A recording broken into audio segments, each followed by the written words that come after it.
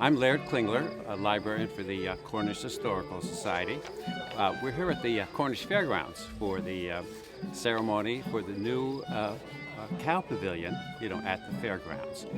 Tamsin Orion will be doing the filming. She is the daughter of Janice Orion, here in Cornish, and she, her husband, and her son really recently moved here from California. The date is August 15th, 2021.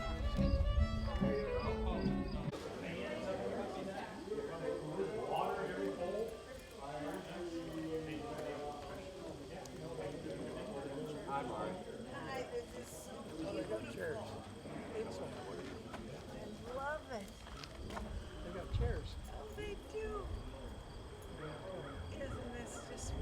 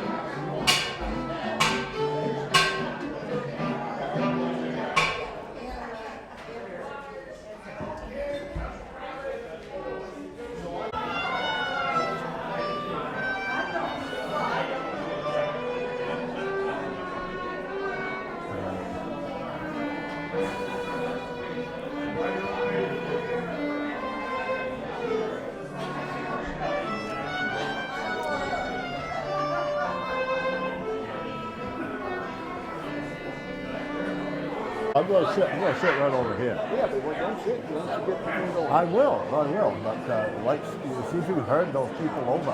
Yeah. Okay, can up. Wayne. Whoop, whoop. Testing. If we have some seats down front, we can sit some more people down here. I know. That's all right. If we can have some people sit down here, fill these front seats, and fill every other seat, we're about ready to go.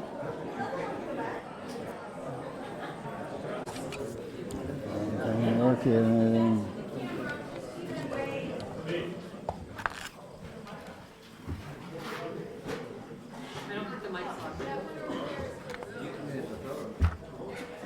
Wow.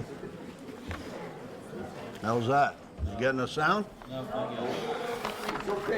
I can yell. All right.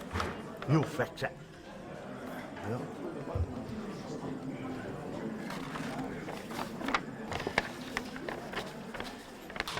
How about it? How are we doing?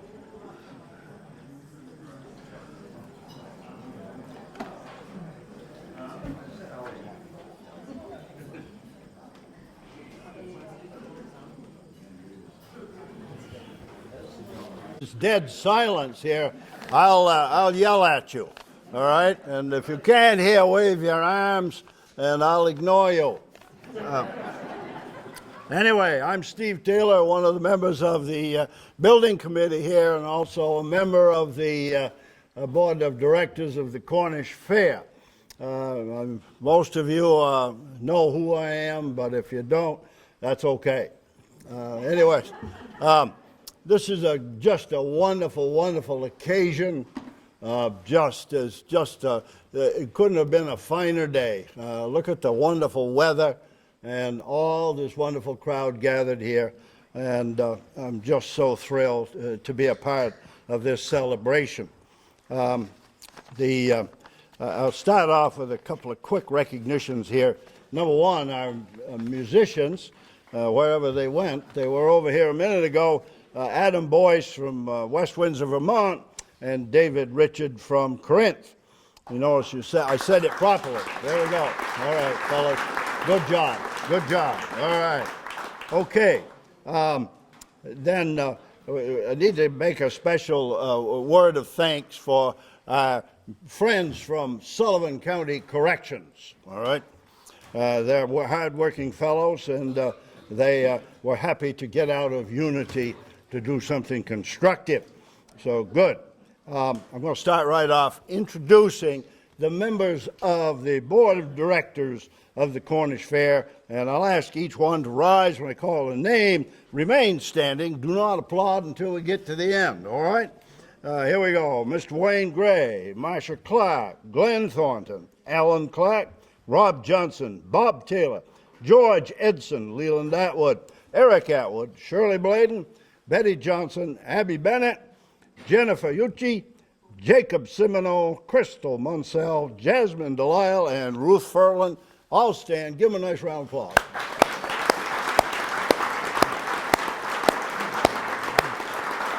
Very good.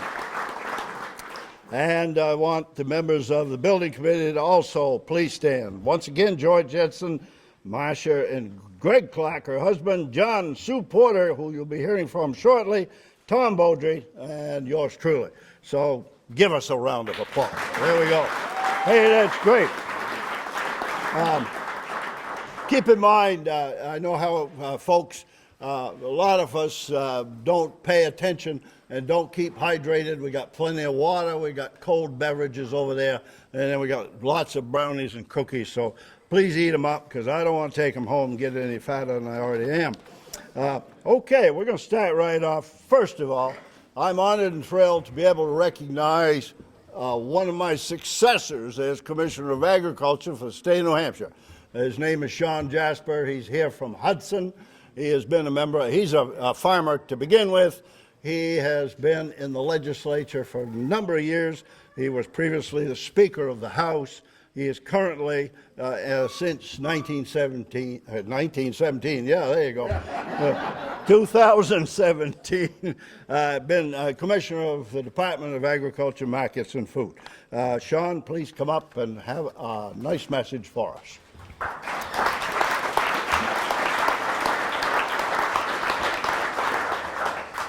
Thank you, Steve. What a crowd.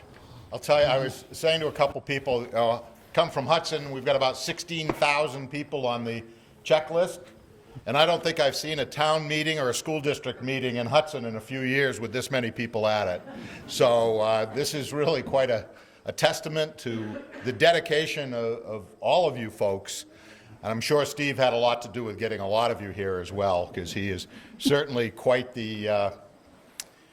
good at motivating people and getting them to participate, and that's evident from everything I've known about Steve, and I've known him now for, we're pushing 30 years, I guess. And so this is really very encouraging. I'll tell you, COVID has been very tough on the fairs, obviously. A lot of them are struggling. And in the midst of this, to see a facility such as this is really, really heartwarming. I've been to 4 fairs so far this year. I'll be back here next weekend. And, on the agricultural end, it's a little bit tough. 4-H is down considerably on displays. The number of animals have been down. And so this really is something that I think is going to make me feel a whole lot better next weekend, because I'm anticipating that you're going to have a lot of people here. If this is how many people you get here just for this. But I think there's a bright future in agriculture in New Hampshire. We've got to get our message out there. We've got to get more people involved through 4-H, FFA, and of course just the parents who really need to motivate their kids, grandparents as well. But I would be remiss, of course, if I didn't mention John Porter and his dedication, particularly to the dairy industry. Although he's retired, you really wouldn't know it. John is everywhere I go that has anything to do with dairy, and I'm sure that many of you know that he gives me a respite from writing a weekly column for the Market Bulletin quite often, and I appreciate that very much. So, it's just my pleasure to be here. It's a great fairgrounds. I'm looking forward to a really nice visit with a lot of folks next Saturday, and congratulations on what you've done here. This is really very impressive, and I hope that it motivates others to know that it can be done. We do have a bright future ahead of us if people pull together, and you people in Cornish, the Cornish Fair Association, certainly did that. Thank you. So, thank you. Good job. That's good. Okay, I now recognize Mr. John Porter, as Commissioner just said. The guy he's everywhere when it comes to dairy, and he really has sort of a broader portfolio now because he's one of the foremost authorities here in the Northeast on the history of construction of barns and the best ways to preserve the remaining stock of barns that we have. He travels all over the place, and he gives wonderful lectures about preserving barns. He's also the author of 2 books. The most recent one is being marketed nationally, and it's, I guess, now in its 2nd printing. It has beautiful graphics and all kinds of fascinating information about preservation of barns. But further about John, he's a grandson of Plainfield, right next door here, and he grew up on a dairy farm in Lebanon. Went to UNH, later got a master's degree, served for many years as the extension dairy specialist with the University of New Hampshire. And I don't think there's a barn left in New Hampshire that John hasn't visited.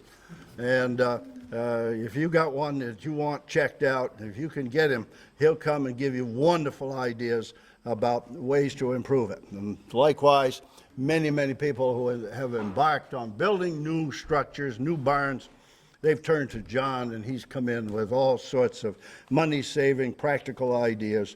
I mean, this guy is a genius. So anyway, I don't need to say any more. He is the guy who, we had a wish. We said to John, what can we do? He came in with ideas, and what you see here today is a result of his work. So John, please come up here. And we want to hear you.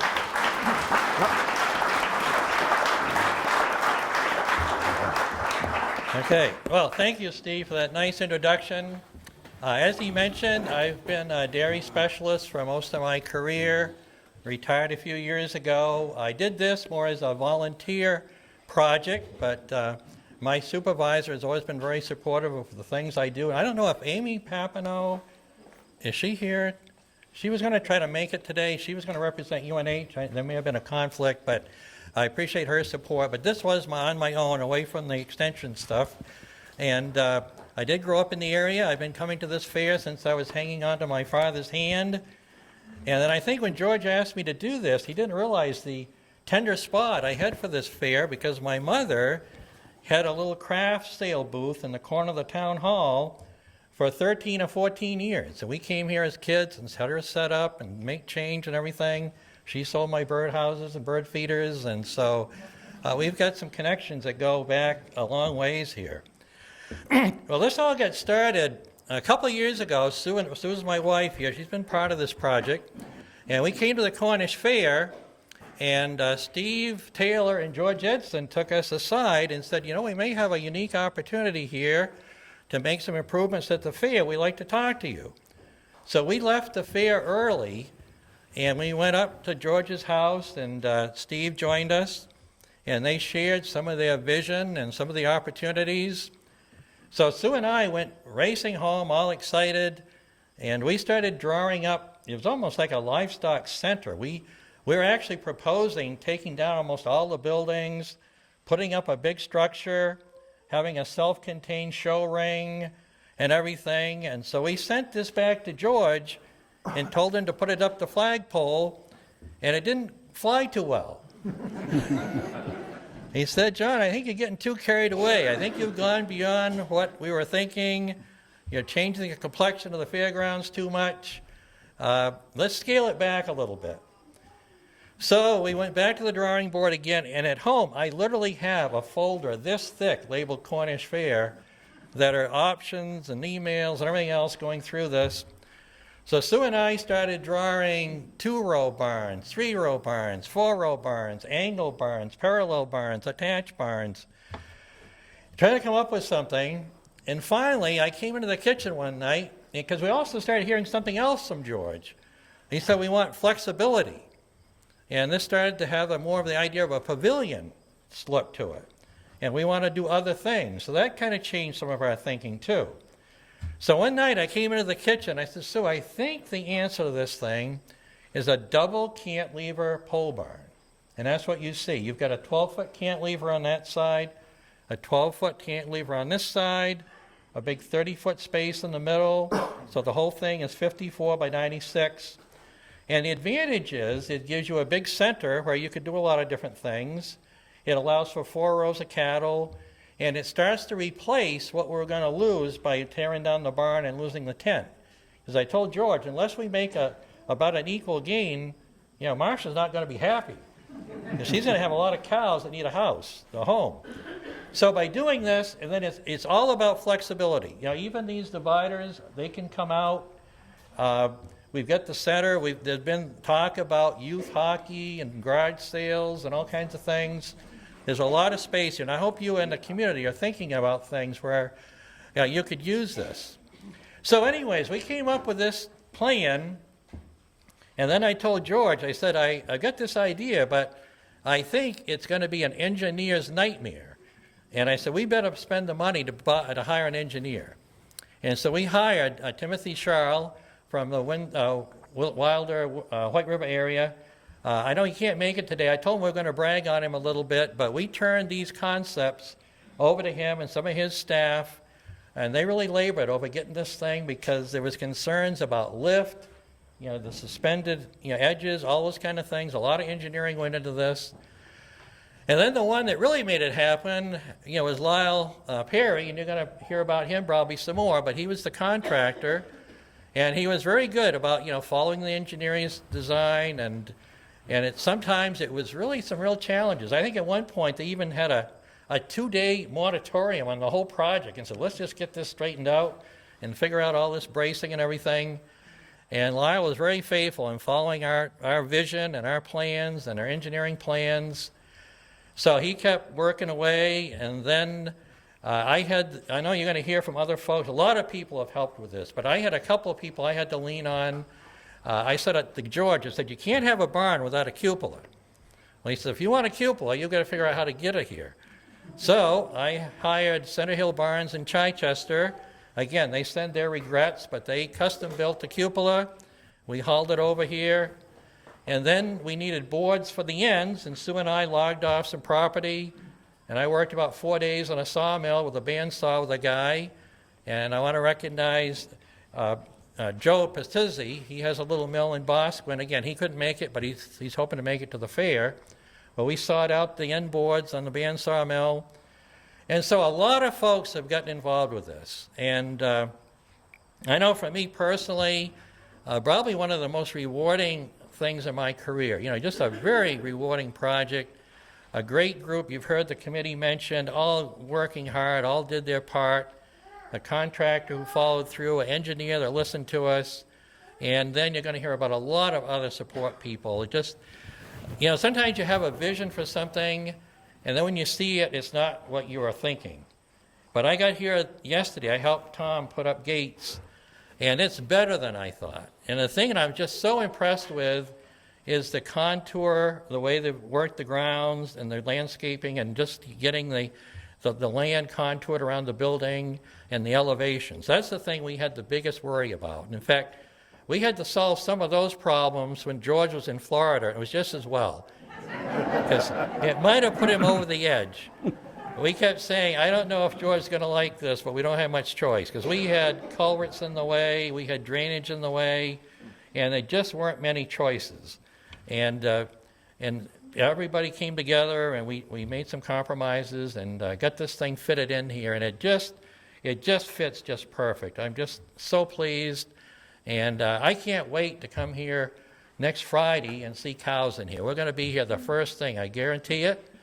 And I want to thank the group for having the confidence in me to do this and all the support I've gotten. George and I have literally emailed or telephoned almost every day for the last year, I think since last September, and we've had some great conversations. And you look at all this little things, every little piece was a major discussion, because there were a lot of things, heights and clearances and everything. I just think of all these little pieces that all were discussions, and now it all happened, and it's the way we wanted it. So thank you, and thank you very much, and all the community too. You've just been really, people really came together to do this project. So thank you very much. Nice job. Good job.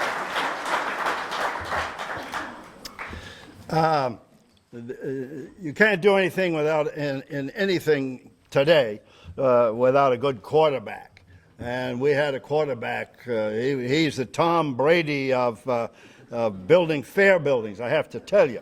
This guy is the real deal. George Edson, our friend, our neighbor, our inspiration, our goad, our, well, so many adjectives that just go on and on. But George has pulled together all the many pieces of this thing, especially getting the resources to have this happen. And I'm not just talking about money. The money was the big thing. But he worked on all kinds of in-kind contributions, and he cajoled people into doing more than they really wanted to do, and on and on. I mean, you can't say no to George. It doesn't work, and I can tell you personally. So, George, your turn. Come up here, please.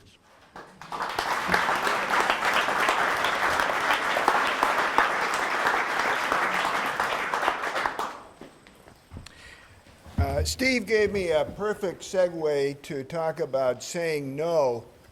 He told me a story recently about our dear departed friend Merle Shatanis.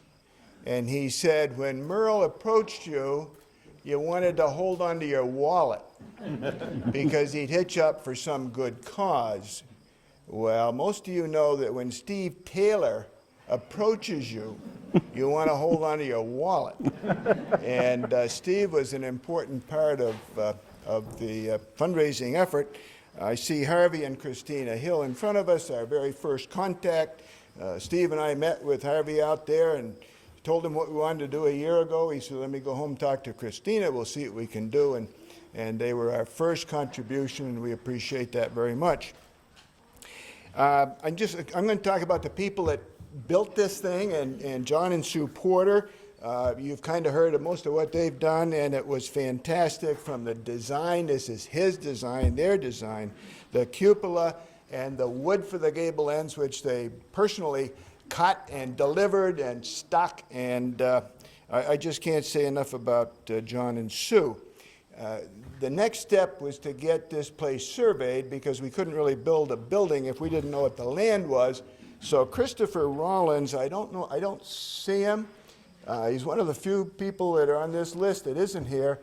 He's from Plainfield. He came over and he did a survey of the site, and he gave us a bill, and on the bottom of the bill there was a big X through the dollar figure, and that was a donation.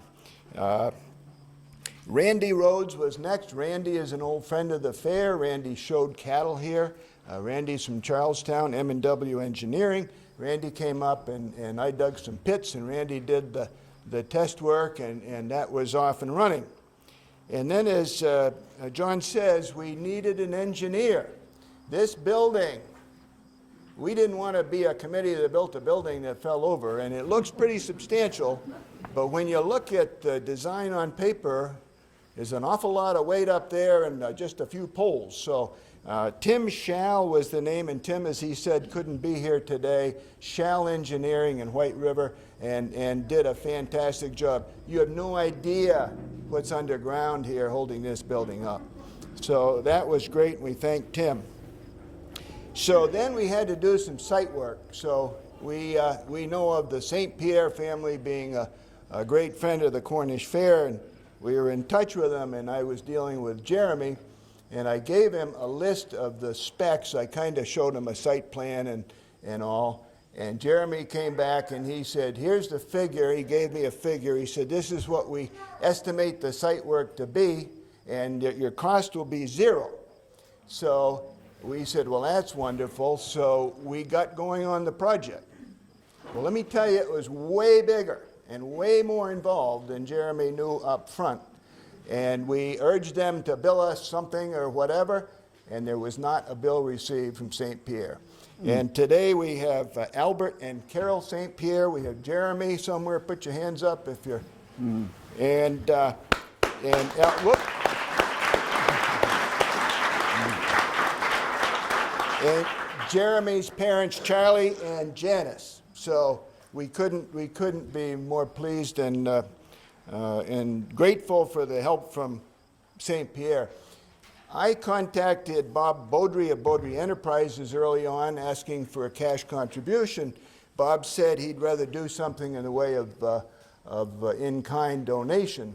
So when we got all the site work done here that had to be done to build this building, we still had to build the new wash racks, and we had to do some finish grading. He did the wash rack preparation, the plumbing for the wash racks, all of the preparation for these walkways, for the concrete, and again, they charged us the same way as St. Pierre. The next person, the last person on site work was our friend Mike Duval, again a longtime friend of the fair. Mike's the guy that's down here when you have a wet fair pulling people out of the mud and everything else. So Mike came in to do the finish work and made it all look what you're looking at today and how beautiful the whole site is. So again, a good old friend of the fair, Mike Duval. Back to the materials for this place.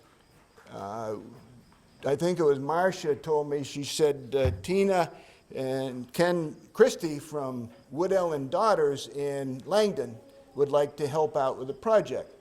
So I called Tina. Again, I gave her the plans. I showed her what we were going to build, and she said, yeah, I'd like to contribute the wood for that. Well, they did contribute the wood for that, and I want to tell you, it was way more wood than they thought, kind of like a St. Pierre situation.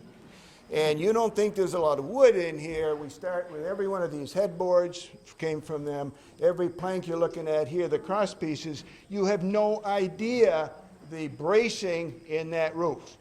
Every purlin you're looking at the length of this building. So we just cannot thank Tina and Ken enough. Dick Barrell, my hero. Dick Barrell is our electrician. Up front, Dick said, I'll charge you X dollars for this project. I don't care how much time I spend, X dollars. Well, that was 40% of what he ended up putting in. He gave us a bill, and there was a figure for every day he came here till he got up to that number. And then it was 0, 0, 0, 0, 0. Dick works alone, but he had a 75-year-old crew, averaging 75, some of them 80, and I'm not kidding. And you look at the wiring in this building, this is nothing. Look at that beautiful conduit. That's nothing.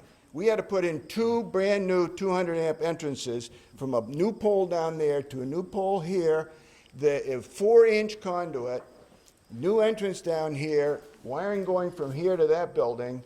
He fell on his back on 4-inch conduit, broke 2 ribs, and the darn guy took 2 days off and was back here working. So we don't want to pick anybody out, but as far as individual work, Dick Barrell is number 1.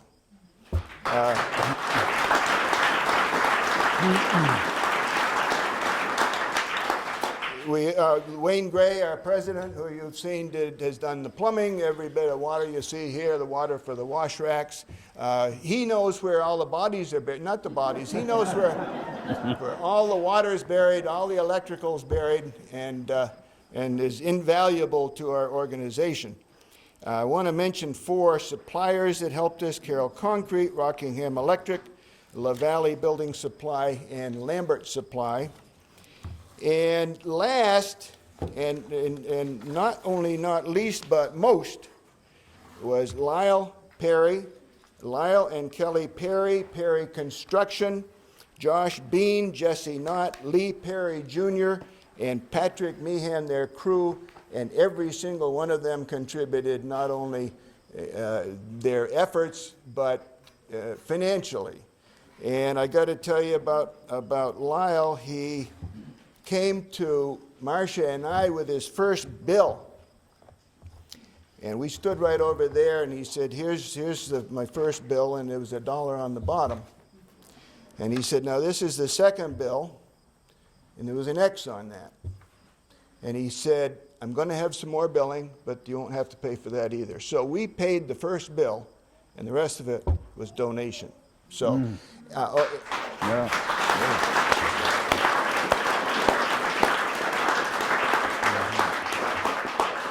Two other things I want to say about Perry Construction.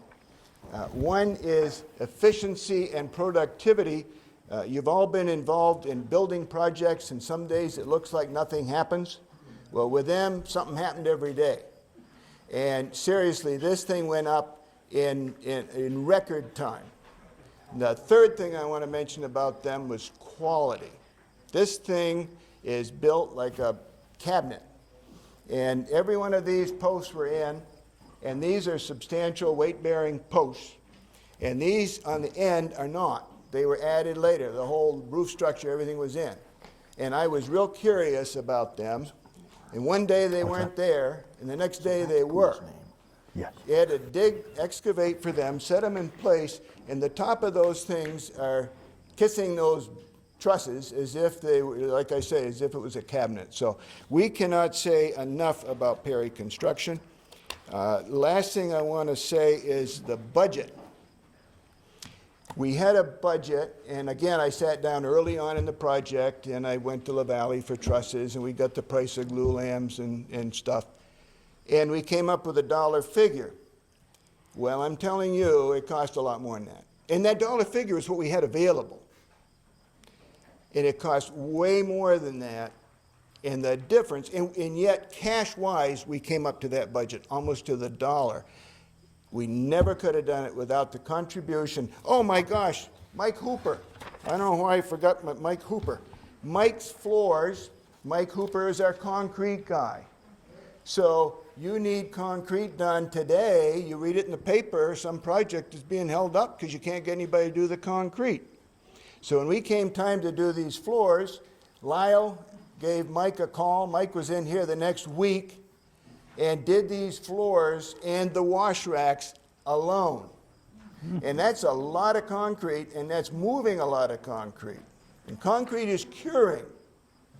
So anyway, I hope I didn't overlook anybody else here. That's it. That's who built this place, and I hope we've given them proper thanks and appreciation. Yeah, good.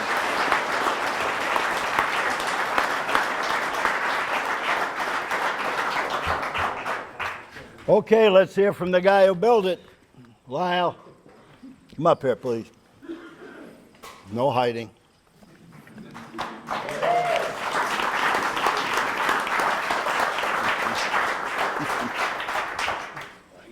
Get right under there. Thank you. You're the man. The one thing I have learned is the generation before me certainly has a little extra wind. So my stories may not be quite as long. It was a very interesting build, starting with the site work. And I really do have to thank some of the contractors, St. Pierre and Mike Cooper, as we needed everybody. Some of it was last minute, but they were always there, always did all the right things for us, and really made that easy. But yes, it's very interesting. All the big posts are put on footings, and there's post bases on everything. That's really what stops the uplift of all this building, with all the overhangs and everything. There's going to be a lot of wind wiggle here. So we hope we've stopped all that. But as the building process went on a little bit, we set the first 12 trusses, and everybody comes by and sees this piece done. And then they're like, well, that's as far as you could go in a day? And, well, I can tell you there's over 100 2x4s in that very end. And the wood that comes out of Langdon is about 20 ounces to the pound. A lot of it was right off the mill. We're very thankful to have it. And Woodell and Daughters got us everything on time as fast as they could get the logs in. And so yeah, there is a lot of bracing in this building. Engineering is a little bit different than a lot of buildings we've done, but it'll be here for a long time, and we're very happy to have been the ones to be able to build the building, come to the fair, and enjoy it. I do have to thank the guys. I seem to get a lot of recognition for the buildings, the projects, but it really falls back to the crew. The guys are spot on. The dedication they have is above and beyond. They always do the right things. Their families give up a lot, and they put a lot of sweat in this place. It's a big building, so. But we're very thankful of being able to be the one to build the building.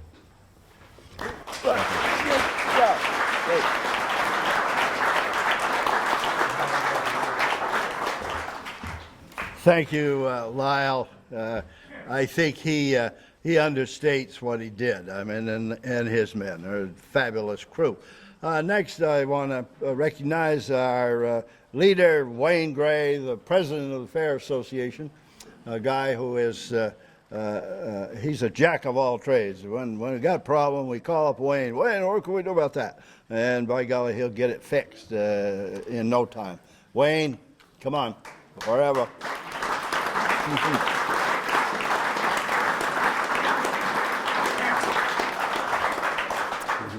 Go on. Yes, sir. Get right up there. Yeah. Good job.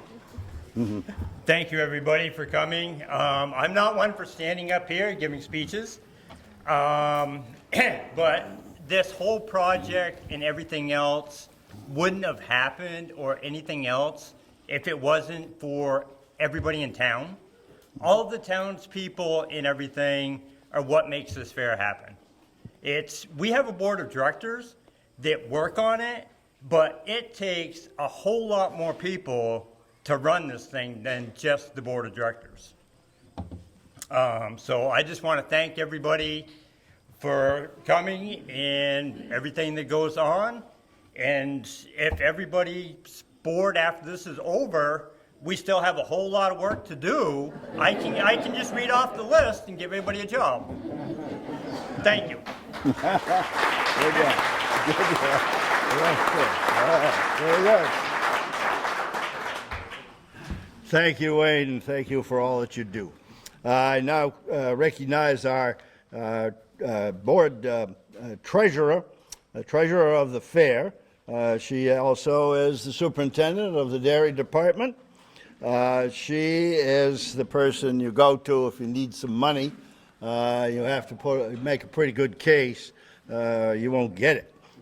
Anyways, one thing she won't tell you, but she, for the last 3 years, has been president of the American Milking Shorthorn Society. Now, that's a big deal.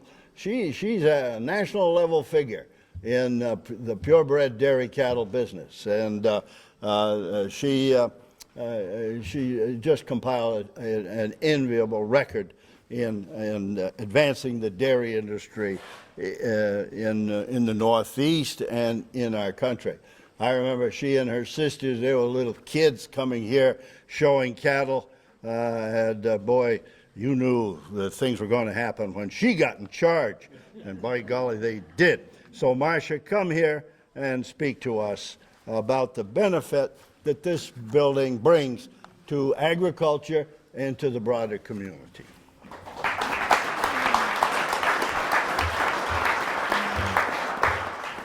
First, I want to thank everyone for coming. This project would have never happened without every one of you that are here. And, sometimes we tend to forget what agriculture is really about.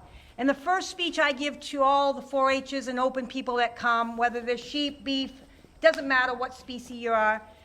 We're here to promote agriculture in the state of New Hampshire. We're here to teach people where their food comes from. We're here to tell them about our projects and what happens, and they need to have the best image of the dairy industry.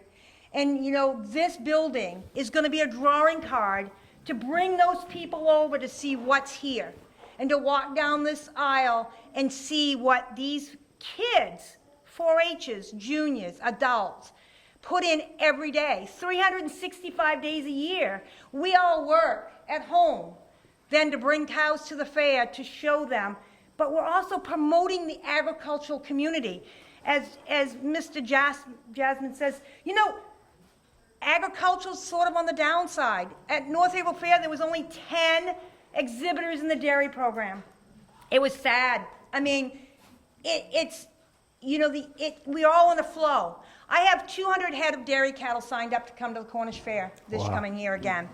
I've been up to 350. We've been up to 350 at this fair in the old building. This building still can only hold about 120 head, but this building would have never happened if it wasn't for everybody here. Because whether you gave $100 or you gave $5 or you gave $5,000 or $100,000 or $50,000, it didn't matter. The donations, as George already said, we could have never even made our budget if it wasn't for the people that donated. Dairy people that believe in the industry. I have to say the community, they're already thinking about things they can do inside this pavilion. The fair, the directors, as Wayne said, it takes everybody in this community to make this fair happen, and people have been here working for the past month.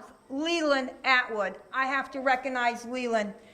Leland is here every morning, weed whacking, mowing, to prepare for the people coming. He's here at 6 or 7 o'clock in the morning sometimes, I think. He's a hard worker. He's involved statewide for all the fairs. But you know what? It wouldn't ever happen, this fair, if it wasn't for everybody in our community, as Wayne has mentioned. But I want to tell you that the benefits of this building will promote ag, and that's our main focus at the Cornish Fair, is to help promote ag. And we have to make sure we always keep that vision and know that's where we're headed.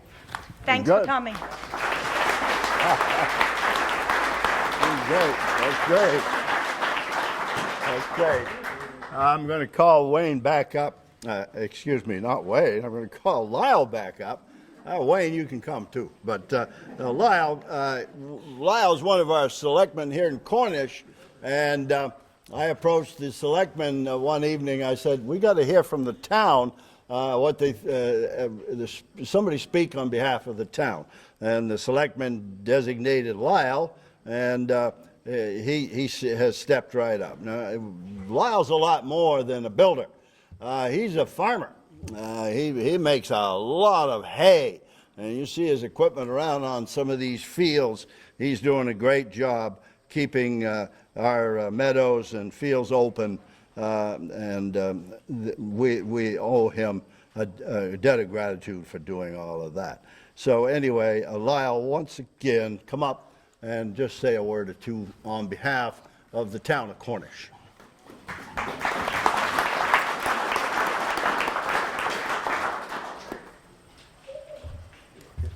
I drew the short straw. Exercise, I know. No, really, it basically reiterate what everybody else has said. It takes a whole town effort. Cornish, we really couldn't be prouder to have the school, town, fair association all involved to make this happen. Every time you call on somebody, they usually stand up and certainly help out. And that goes for a lot of people that are from out of town that certainly have helped us. I'd like to say that it really does a lot for business in Cornish. Unfortunately, we're pretty limited, but it really is a good representation for the town. I hear from a lot of people that bring their kids here. It's a huge agricultural fair, and it really says a lot for the town because people feel safe with their kids here, and it's a real good sense of community. So. Good job. All right.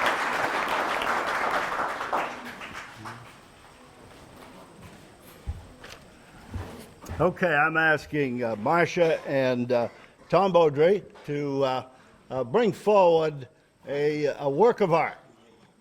Now, this is it's the high point of this whole thing this afternoon. There have been lots of high points, but this is the highest point. We today are going to honor by naming this structure in honor of two people who have been with this fair from the day it was founded, way the heck back in the 1940s. The very first fair had a heifer calf. It was brought here by a very young man in a box on the back of a tractor, and it was tied on a tree. That was what we had for dairy facilities that year. These people have been with this fair through thick and thin. They have served as directors, as superintendents of the dairy show, and on the 27th of March of this year, we gathered here to demolish the old sheds, and those people were here pitching in and helping us get the work done. Turn that sign around so everybody can see it.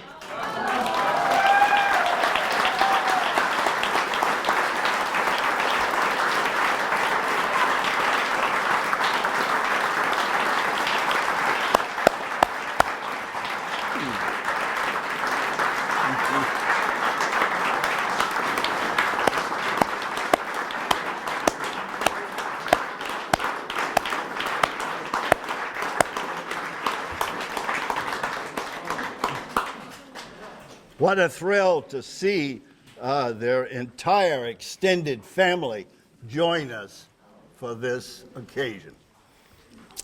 Fred and Shirley, we're not going to ask you to give any speeches. I don't think you want to do that. I know you're a modest man, but we've got a ribbon over here that we want cut. So Shirley, you come up here, and George is going to escort the two of you, and we're going to cut the ribbon. And that's the formal opening of this facility, and we can... Yeah, all right. Well, Fred says he wants to speak. By golly, you got the podium. Here you go. All right. There you go.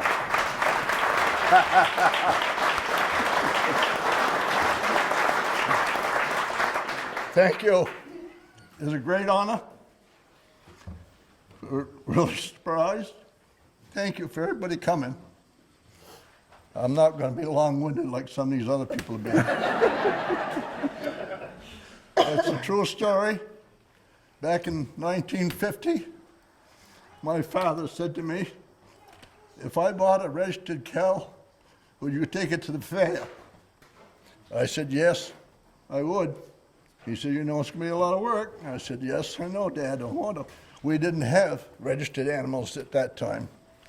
So he bought me my first calf. Her name was Handsome Daisy Dream Girl. Handsome was the father's name.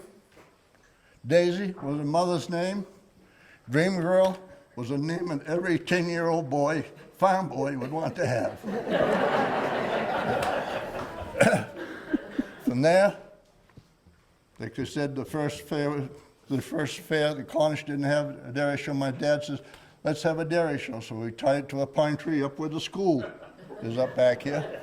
Dad, after the show, took the animal back home, and I had a big blue ribbon. I should have, because I was the only one here. Then after that, we started pushing, everybody did, to get the fair going.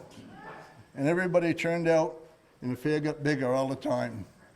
And then George Reynolds, at first, the conservation, the 4-H started their shows, adults and everybody helped get the thing going. Then George Reynolds stepped in and said, well, I'd like to have open shows too. And so we said, sure. And at that point, I became a director of the fair. And as we grew bigger, we just kept growing. And it got to the point where I had a small herd at home, and I was getting into high school.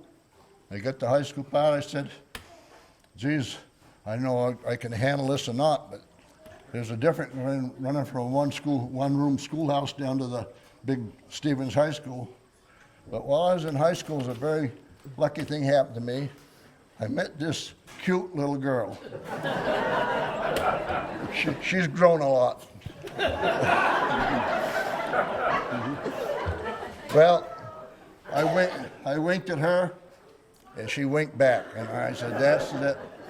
So I came back to my herd, and I said to my girls in the herd, my cows, I met myself a girl. I said, she's kind of cute, and I kind of like to get a little serious with her, and the cows all voted in favor of it. So this is the way it started out.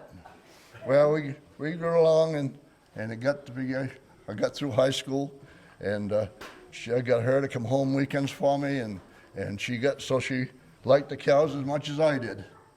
And then we got to the point, I said, I think I want to go to school, college.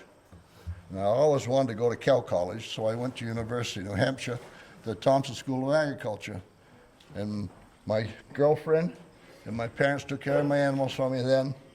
And then I got out of college, and my mother says, you know, I think you got that lady hooked. You should better do something about it. She's going to get her. So I did. When I got out of high school, out of college, I proposed, and we got married. And right after that, George Reynolds come up and said, you guys know all about this fair now. I think you ought to run the show. And I said, I don't know if we know everything, but we're willing to try.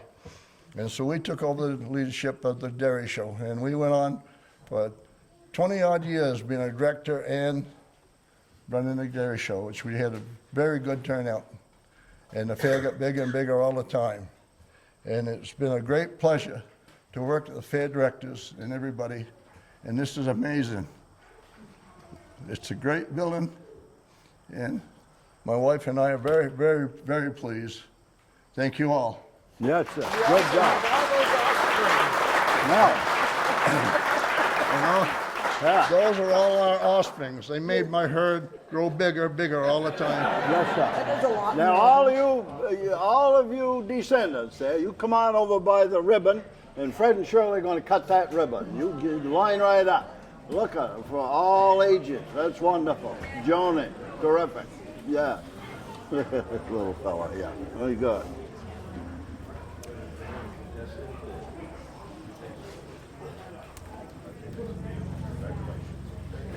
And the scissors are right around the corner there.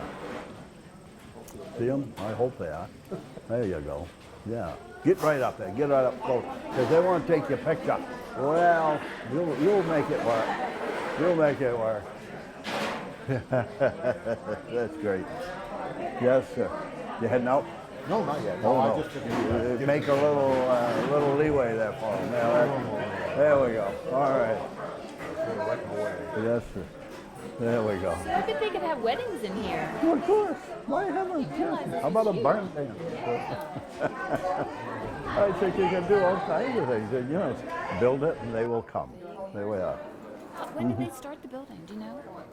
They started the actual construction. It was about the 27th of April. I mean, it went just like that. Mm-hmm.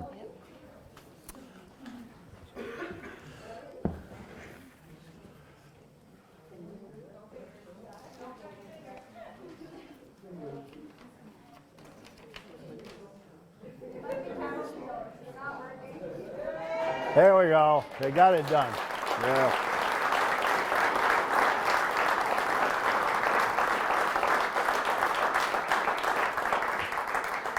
Okay, that wraps up the ceremony today, the celebration. We still have some refreshments over there. If you'd like, please take them. I want to thank everyone once again for tremendous support, the tremendous outpouring of donations and in-kind, everything. This is something we are very, very proud of, and it will be an asset to the fair and the community for many, many years. Thanks. Plenty of time to talk and visit and have a nice occasion. Very good. There we go. Yeah. Good. Wrap it up. Go. Yes, sir. Look at him. That's a tribe right there. Oh boy. There we go. I didn't do shit. Oh, it's so good to see you. Sean, a Republican. Is he a Republican? Get the fuck.